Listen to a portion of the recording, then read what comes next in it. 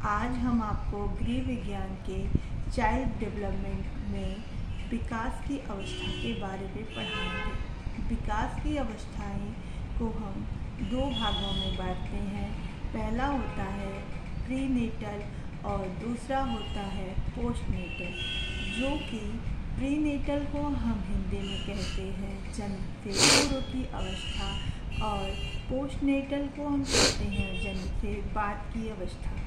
तो हम पहले पढ़ेंगे जन्म के पूर्व की अवस्था। जैसा कि जन्म के पूर्व की अवस्था को हम तीन भागों में बांटते हैं। पहला होता है बीजावस्था और दूसरा होता है भ्रूणावस्था और तीसरा होता है गर्भावस्था।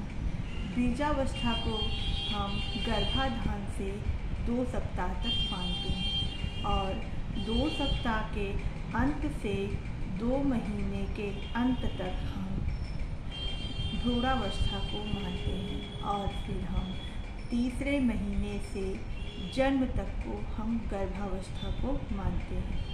अब हम जानेंगे पोस्टनेटल।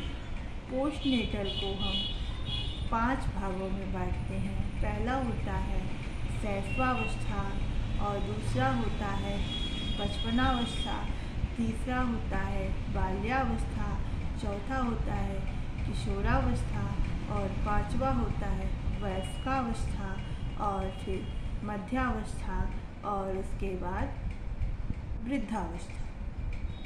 जैसा कि शैशवावस्था को हम 2 भागों में बांटते हैं, जो कि एक होता है पूर्व शैशवावस्था और एक होता है उत्तर शैशवावस्था। पूर्व शैशवावस्था को हम जन्म से 1 माह को मानते हैं, जिसे हम नवजात शिशु कहते हैं और उत्तर शैशवावस्था को हम 1 महीने से 1 साल तक के बच्चों को हम शैशवावस्था बोलते हैं और हम बचपनावस्था को हम जन्म से 2 वर्ष तक के बच्चे को हम बचपनावस्था में मानते हैं।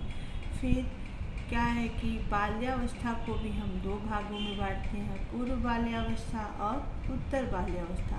पूर्व बाल्यावस्था को हम स्कूल पूर्व अवस्था भी कहते हैं, जिसे हम 3 साल से 6 साल तक के बच्चे को पूर्व बाल्यावस्था और 6 वर्ष से 12 वर्ष के बच्चे को हम उत्तर बाल्यावस्था कहते हैं।